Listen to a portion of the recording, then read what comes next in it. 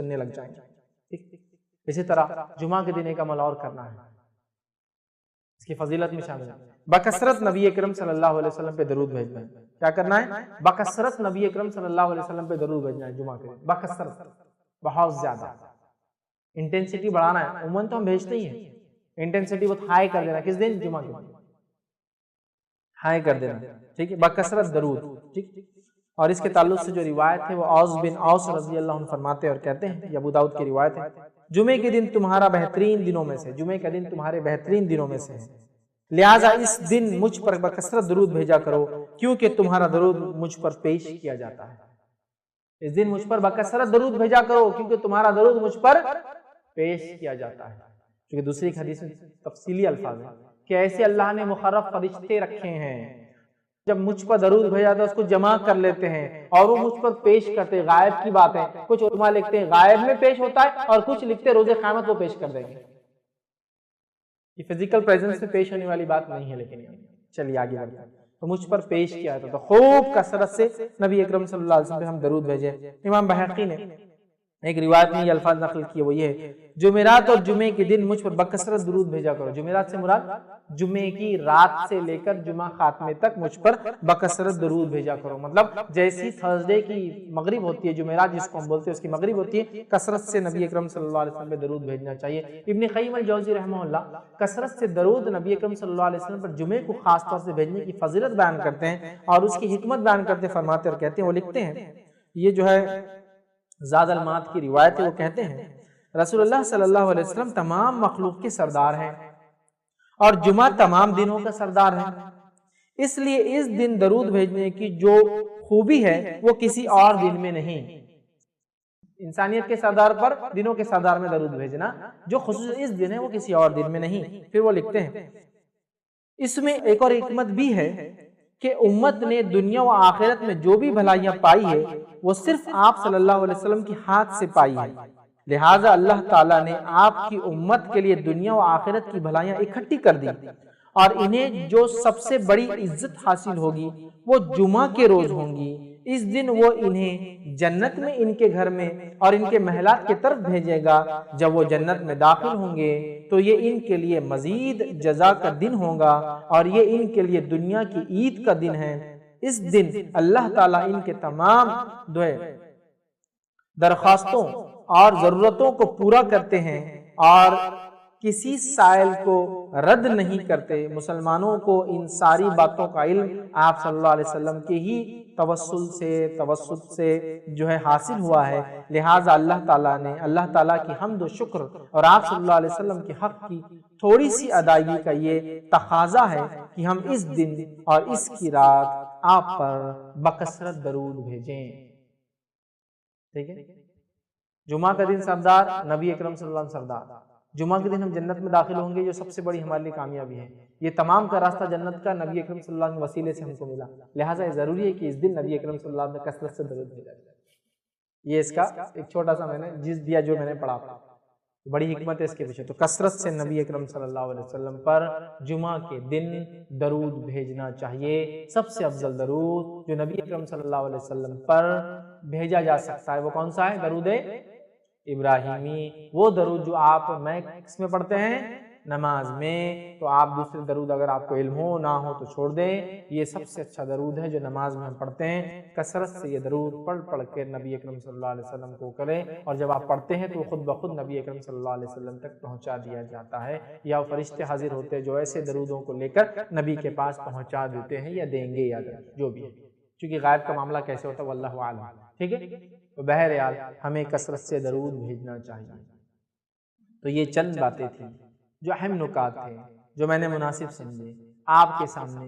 جمعہ کے تعلق سے رکھوں، تاکہ اس کی فضیلت، اس کی قدر، اس کی منزلت، اس کی عظمت ہمارے دلوں میں، ہماری نسلوں میں، ہمارے جو ہے انسانوں میں، مسلمانوں میں جاگیں، اور اس دن کو صرف ہم چھٹی ملتی ہے تو انجوائے نہ کریں، بلکہ اس دن کو جبکہ ہم کو چھٹی اگر مل رہی ہے تو ڈبل فائدہ اٹھائے اس دن کا، وہ اس اعتبار سے فائدہ اٹھائے کہ اس دن ہم خوب زیادہ سے زیادہ اچھے اعمال کریں، وہ سارے اعمال کریں جو کتاب و سنت نے بتایا ہے۔ یاد رکھیں جمعے کی نماز کا خاص اہتمام کریں، کبھی نہ اس کو چھوڑے، کثرت سے درود بھیجے، سورۃ الکہف کی تلاوت کرے، یاد رکھیے۔ اسی طرح اس کے اندر ایک گھڑی ہے، اس گھڑی کو پانی کوشش کرے تاکہ ہماری دعائیں قبول ہو۔ اس کے علاوہ بھی آپ پورے جمعہ میں دعا مانگ سکتے ہیں، پورے جمعہ میں استغفار ہو، تو عام باتیں کبھی بھی کر سکتے ہیں، جمعہ چونکہ افضل ہے تو بہرحال اس میں کر سکتے ہیں، تو ہمیں یہ کام کرنا چاہیے تاکہ انشاءاللہ عزیز اس جمعے کا صحیح فائدہ اٹھا سکے۔ عورتوں سے بھی گزارش کروں گا اگر انتظام ہو تو ضرور مسجد جائے تاکہ جمعے کی نماز میں حاضر ہو، تاکہ دین کا علم سیکھے، اجتماعیت سے جڑے، تاکہ ایک شعور امت کے اعتبار سے ہمیں جاگے، ورنہ امت کا شعور نہیں، ہر کوئی انڈیویجول لائف گزار رہا ہے، عورتوں میں خاص طور سے، تو امت کا ایک شعور جاگے، اور انتظامیہ سے کہوں گا عورتوں کے لیے بھی نظم کرے، چونکہ نماز جمعہ کے اندر سب سے افضل اعمال میں سے ایک سب سے عظیم عمل ہے۔ نماز جمعہ ہوا، سورۃ الکہف ہوا، دعا کی شکل میں ہوا، نبی پہ درود ہوا، اور کیا کرنا ہے جمعہ کی نماز میں اور کیا نہیں کرنا ہے وہ باتیں بھی دیکھی تاکہ جمعے کا ہم فائدہ اٹھائیں۔ تو اللہ رب العزت سے ہم دعا کرتے رہیں کہ اللہ تعالیٰ ایسی جو فضیلت ہے، جو ساعت ہے، جو گھڑیاں، جو مہینے، جو دن جس کو تو نے فضیلت کچھ راتوں کو اور کچھ دن کو دیے، ان دن اور راتوں کی فضیلت اور ان گھڑیوں کی فائدہ اٹھانے کی ہم کو توفیق عطا فرمائے، چاہے وہ راتوں کی شکل میں، چاہے شب قدر کا معاملہ ہو، یا دن کی شکل میں، چاہے وہ ذی الحجہ کے ابتدائی 10 دن کا معاملہ ہو، یا اسی طرح جو ہے ہفتے کے اندر دنوں کے اعتبار سے جمعے کا معاملہ ہو، یا مہینوں کے اعتبار سے رمضان کا معاملہ ہو، اللہ بھی توفیق دے کہ ان دن رات اور مہینوں اور جو ہے ساعت اور گھڑیوں کا جو ہم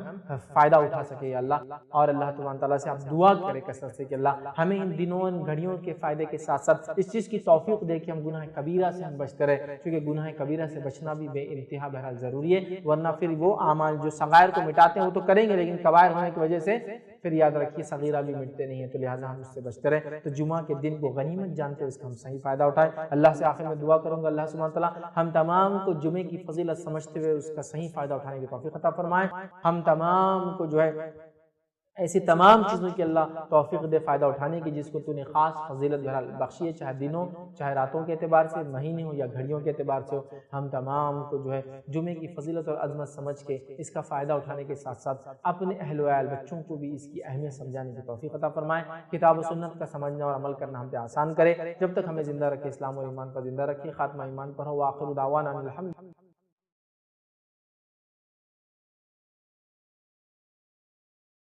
السلام علیکم۔ آپ بھی ہمارے اس کام میں تعاون کریں اپنی زکوٰۃ اور صدقات کے ذریعے۔ ڈونیشن ڈیٹیل حاصل کرنے کے لیے ڈونیٹ اس پر کلک کریں۔ اگر آپ کو ہمارا ویڈیو پسند آئے تو اسے شیئر کریں اور ثواب کے حقدار بنیں۔ روزانہ ہمارے نئے ویڈیوز پانے کے لیے یوٹیوب چینل کو سبسکرائب کریں اور بیل آئیکن دبائیں۔ ہم سے دیگر سوشل میڈیا پر جڑنے کے لیے ویڈیو میں دیے گئے آئی ڈیز کو سرچ کریں۔ جزاک اللہ۔ اس پہ مانا جائے گا۔ اب یہاں کتنے کتے لوٹے اس سے کوئی مسئلہ نہیں،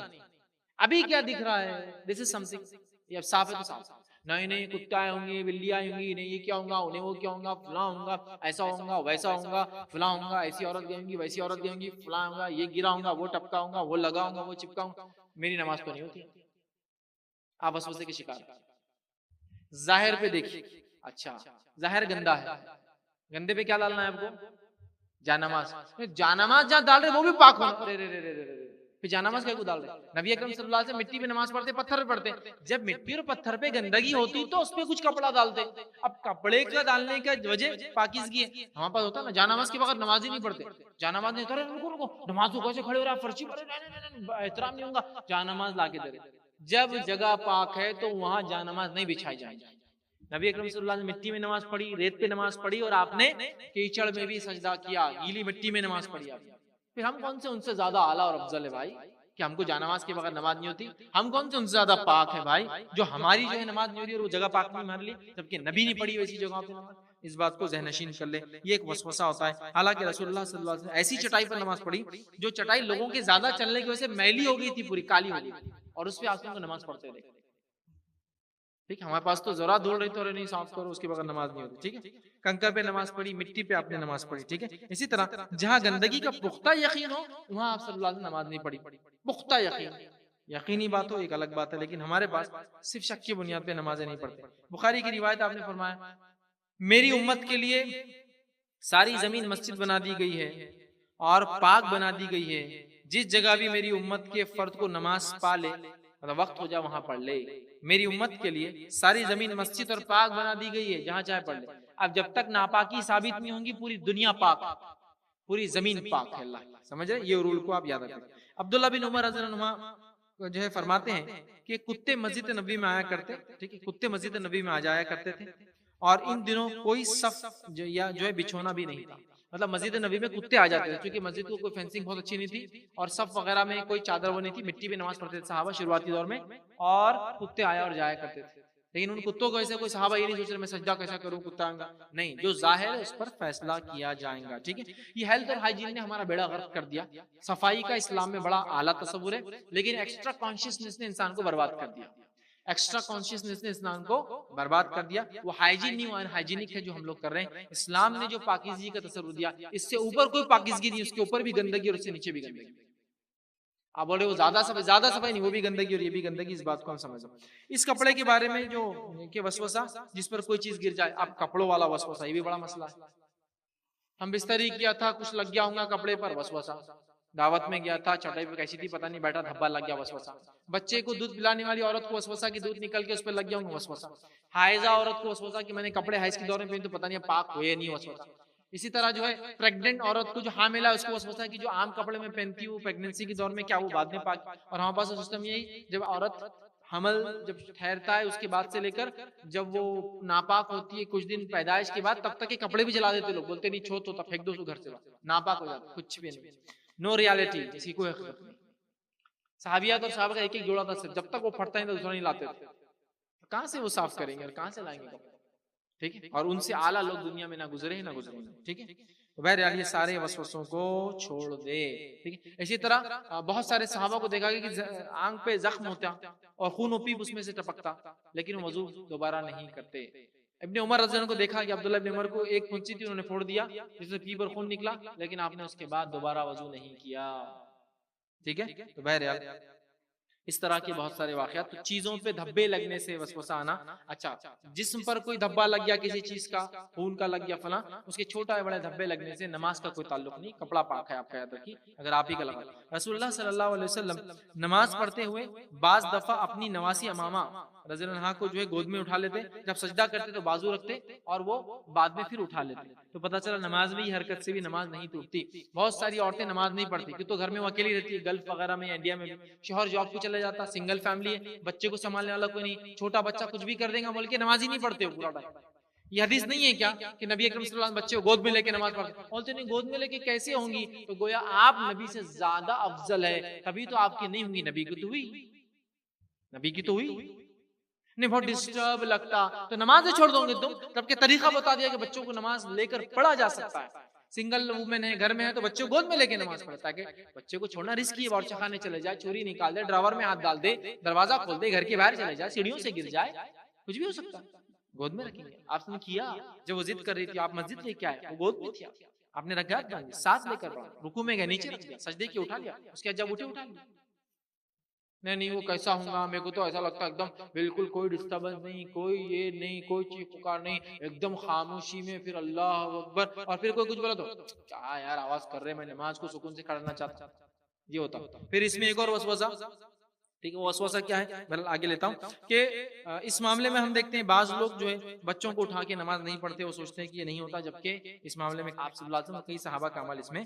साबित है। इसी तरह जो है एक दफा हजरत उमर रज़ी अल्लाह अन्हु अपने साथी के साथ जा रहे थे और परनाले से पानी गिर गया उनके ऊपर, हजरत उमर के ऊपर परनाले से पानी गिरा। साथी ने कहा कि ये क्या पानी पाक था,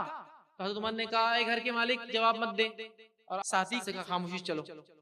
उसे पूछने की क्या जरूरत है, पानी गिर गया, पूछ के क्या था, क्या धोते तुमने, कहां से निकला, छत पे बंदर आते क्या, बिल्ली रहती क्या, कुत्ते ने कुछ करा तो नहीं होगा, फुला तो नहीं होगा, वहां से पानी गिर रहा, मेरे आंख पे गिरा।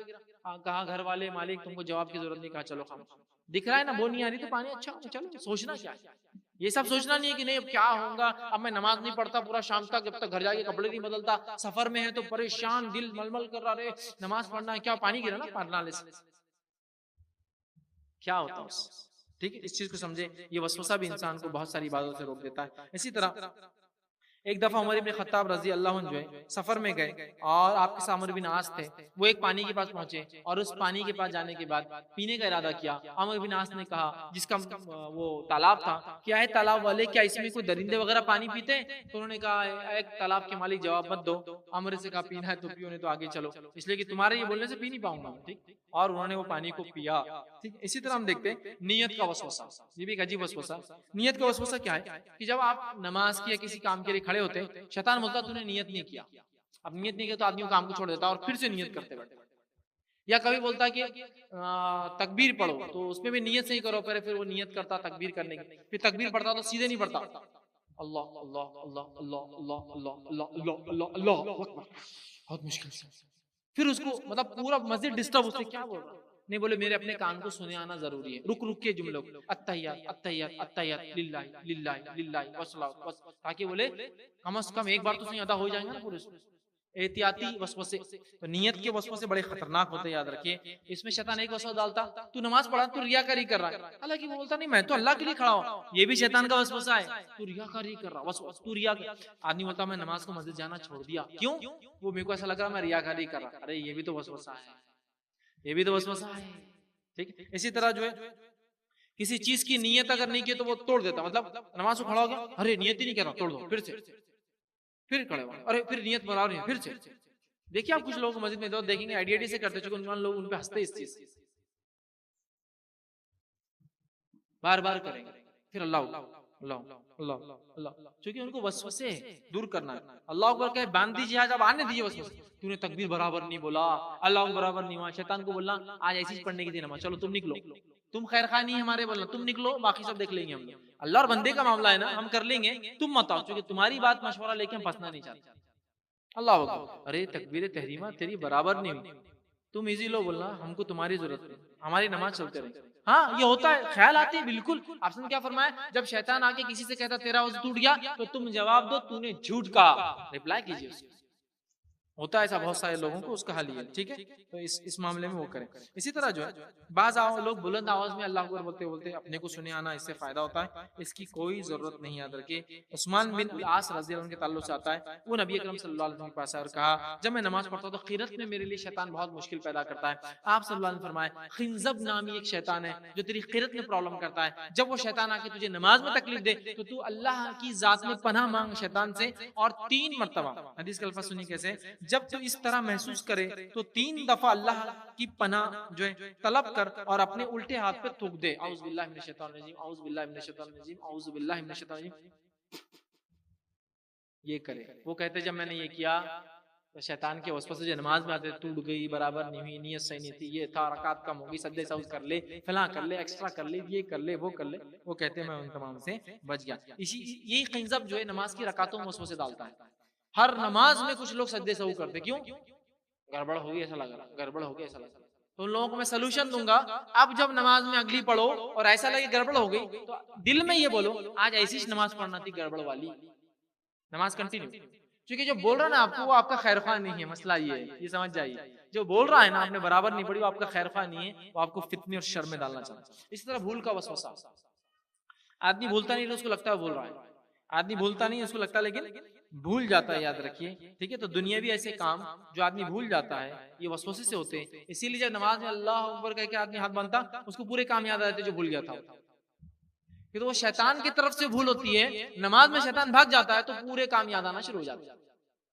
وہ خامخواہ بھلاتا، ارے تیرے کو یاد نہیں ہو رہی یہ چیز بھول جا، اسٹوڈنٹس کو بولتا ارے تم کو یہ سب یہ تھیرم یہ چیز یاد نہیں ہوں گے بھول جاؤ، اب وہ یاد کرنے کے باوجود بھی اس کے وسوسوں کی وجہ سے بولتا یاد نہیں ہو رہا، یاد نہیں یاد نہیں ہو رہا، سب یاد ہوتا ہے، ٹھیک ہے؟ شیطان کی بات مت سنیے کہ یاد نہیں ہو رہا ہے، اعتماد کیجیے اپنے آپ پہ، انشاءاللہ توکل کیجیے، بھروسہ اللہ پہ ہو جائے، ٹھیک ہے؟ اب وہم ہونے کا وسوسہ، ایسا ہوا شاید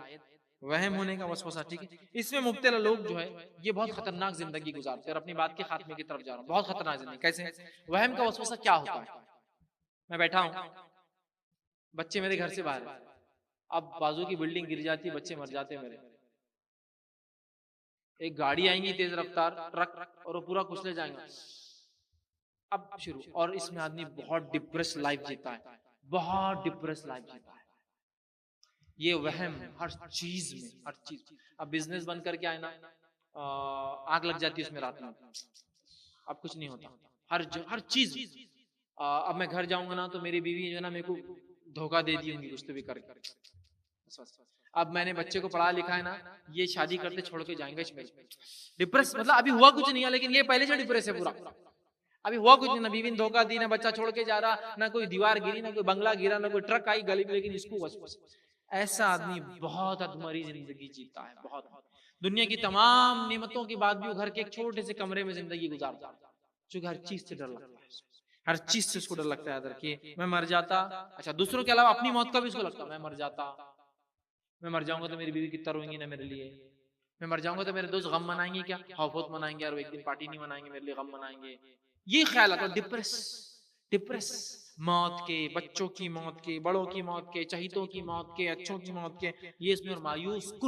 मायूस कुन जिंदगी गुजारता है, और शैतान ऐसे आदमी को बहुत मायूस करता है, और सारी नेमतें जो अल्लाह ने दी उसको भुलाकर यही वसवसे डालता है। ठीक है, ऐसे लोग बहुत डिप्रेस जिंदगी जीते, याद रखिए, इन वसवसों से निकलिए, फ्रेश जिंदगी, अल्लाह की तरफ से जो हो रहा है, अगर कोई दब भी जाएगा बिल्डिंग के नीचे आके, अल्लाह का हुक्म होगा, और जब हुक्म आ जाएगा तो मैं उसको बुलडोजर भी लगा दूं तो बचा नहीं पाऊंगा, वो हुक्म है अल्लाह, वो खजा है, वो तकदीर है कि उस टाइम मरना है। ठीक है, इसी तरह रोजमर्रा के मामलात में जो वसवसे आते हैं, ठीक है, वसवसों का मरीज कभी कभी पागल नजर आता है, जैसे रोजमर्रा के मामलात में कैसे वसवसे आते हैं, ठीक है, कैसे वसवसे आ रहे हैं, गाड़ी से उतरे, दरवाजा लॉक किए, घर चले गए, खुली रह गई शायद, नहीं लॉक है, फिर घर में खुली रह गई शायद, लॉक कर दिया किसी चीज को, खिच खट खट खट खट खट खट, क्यों लॉक हुआ है कि नहीं चेक करना है, खट खट खट खट खट खट लगे, ये रोजमर्रा के वसवसे, चीज नहीं लगी, ड्रावर नहीं लगा, ये भूल गए, फलां चीज ये हो गई, वैसी चीज को करो, है ना, और बार बार उसी चीज को रिपीट करता है, दरवाजा बंद है कि नहीं, जा जाके थकने तक, बल्कि उसके आसपास के लोग परेशान हो जाते हैं, अब उसके पास रात में मत जाओ, पूछेंगे दरवाजा लगाए क्या, उसको वसवसा है, लॉक लगावा भी है तो जाके खटखट खटखट खटखट लगा के नहीं लगा, ये वसवसा याद रखिए, आम मर्रा की जिंदगी में आने वाले वसवसे। ठीक है, तो इसमें जो है वसवसे आते हैं, याद रखिए, और आम जिंदगी मतलब कोई चीज लगी क्या, अच्छा कहीं चीज रख दी, कोई चीज रखे, फिर उठा के चेक करता हूँ, फिर रखता, फिर उठा के चेक करता हूँ, फिर रखता, फिर उठा के चेक करता हूँ, फिर रखता, दरवाजा खोले, एक बार नहीं, 2-3 बार 4 बार तक नहीं खोला उसको, लगाए 2-3-4 बार तक खोल के लगाने घर का उसको इत्मीनान, हमाम में गए दरवाजा लगा दिए, फिर खोलेंगे, फिर लगाएंगे, फिर खोलेंगे, फिर लगाएंगे, फिर एक दिन तंग आके बोलेंगे दरवाजा नहीं लगाता, क्योंकि वो फ्रस्ट्रेट हो जाएगा, क्योंकि उसने पहले कहीं ना कहीं छूट दिया शैतान को, शैतान इतना हावी हो गया,